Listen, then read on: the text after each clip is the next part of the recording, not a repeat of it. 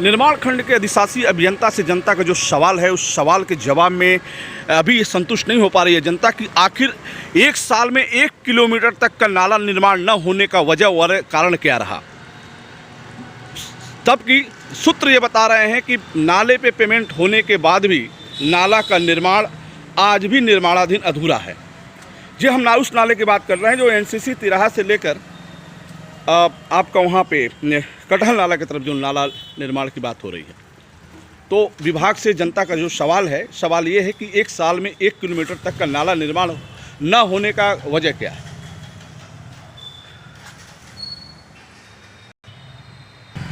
नगर के विभिन्न कॉलोनियों को जल निकासी समस्याओं को लेकर जो आंदोलन हुआ, जो प्रदर्शन हो रहा है, अधिकारियों को जो पत्रक दिए जा रहे हैं, वो ये कहे जा रहे हैं कि हमें इस बाढ़ से, इस जल जमाव से कब मुक्ति मिलेगी। जनता का सवाल यह है कि खास तौर पर इस विभाग से, जिस विभाग के जिम्मे वो नाला निर्माण है, कि आखिर एक साल में 1 किलोमीटर तक का नाला निर्माण न होने का रीज़न और कारण क्या रहा। जबकि अगर ठेकेदारों से बात किया जाए तो उनका कहना कोरोना चल रहा है, लेबर नहीं मिल रहे हैं। तो साल भर में क्या कोरोना लेबर के चलते काम 1 किलोमीटर तक भी नहीं हो पाया। इस सवाल पर भी उन लोगों ने कहा कि प्रयास जारी है, बहुत जल्दी नाला निर्माण हो जाएगा। वैसे सही है कि अधिकारी अगर सक्रिय हो जाते, अगर गंभीर हो जाते तो खास तौर पे काम की गति और तेज़ी से दिखाई देती, जो नहीं दिख रही है। आइए हम उस जगह पे चलते हैं जहां नाला का निर्माण चल रहा है, जिसको लेकर आंदोलन है, जो चारों तरफ पानी लगा हुआ है। कार्य तो चल रहा है लेकिन धीमी गति चल रहा है। जिस फर्म के द्वारा दिया गया उससे कहा गया कि बहुत तेज़ी से काम होगा, लेकिन जो उम्मीद थी जनता की, उस पर भी पानी फिरता नज़र आ रहा है।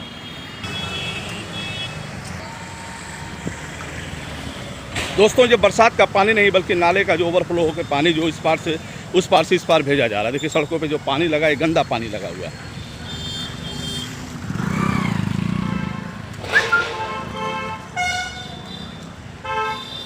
देख सकते हैं कि करीब 3 फीट 4 फीट ऊंचा जो है नाले से सड़क है, और वहाँ पानी जो चोक कर रहा है, और पानी वहाँ धीरे गति से निकले। यदि वो नाला बरसात के पहले अगर वो क्रॉस कर गया होता, रोड के तरफ से नाला बन गया होता, तो पानी की धारा और तेज़ी से जाती।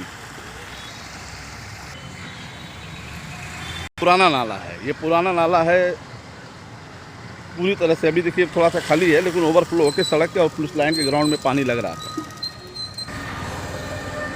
देखिए जनपद का पुलिस लाइन है, देखिए पानी किस तरह से लगा हुआ है। ये पानी बरसात का और नाला दोनों का है।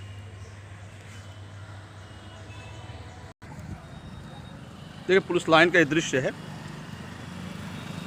आरआई कार्यालय पानी की चपेट में है, गाड़ियां भी देखिए। आइए हम उस जगह जाते हैं जहां नाला का काम चल रहा है। हालांकि अभी 8 बज रहे हैं, अभी कोई काम यहाँ शुरू नहीं है, काम बंद है।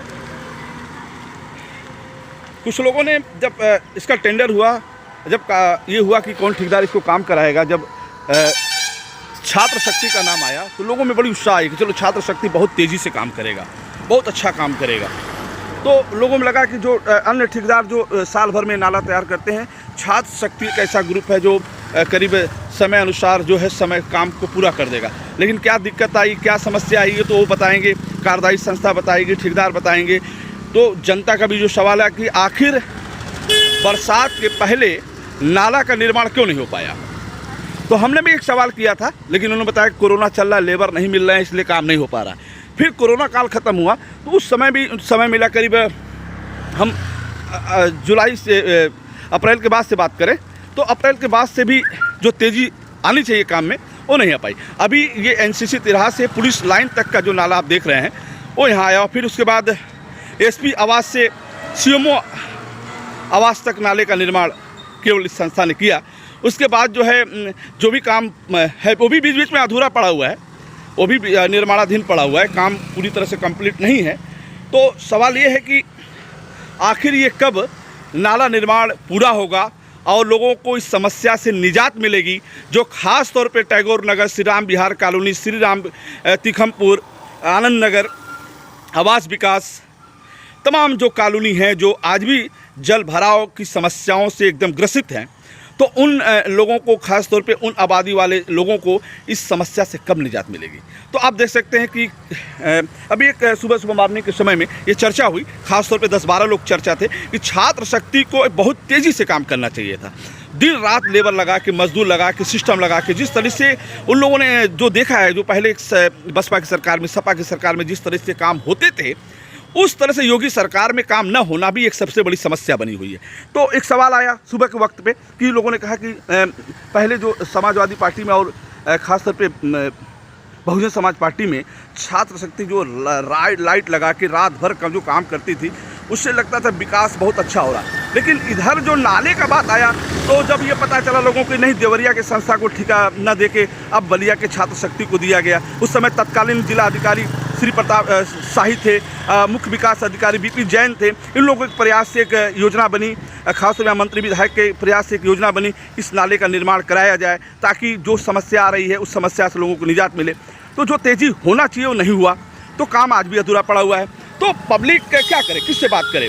यहाँ तो किसी से बात करिए। एक समस्या और लोग आई कि अगर खास जिला अधिकारी भी मौके पे कई बार अगर राउंड ले लेती तो हो सकता है कि काम में और तेज़ी आता। तो कहीं ना कहीं अधिकारी को ना बोलना, ये भी एक समस्या है जिसके लेकर काम में तेज़ी नहीं दिखाई दे रहा है। वजह क्या है? अब तो पानी लगा हुआ है, तो पानी जब तक हटेगा नहीं तब तक काम होगा नहीं। अब देखिए, अग्निशमन फायर स्टेशन ऑफिस है, आप इसी से अंदाज़ा लगा लीजिए अब इनको पानी की क्या ज़रूरत है। चारों तरफ पानी लगा हुआ, पंप लगाएंगे, पानी लेकर चले जाएंगे। तो ये भी किस तरीके से इसमें जो कर्मचारी हैं, इसमें जो पुलिसकर्मी हैं, वो कैसे काम करते होंगे, आप इसी से अंदाज़ा लगा लीजिए।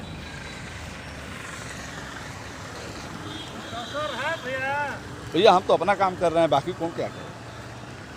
हम तो अपना काम कर रहे हैं ना।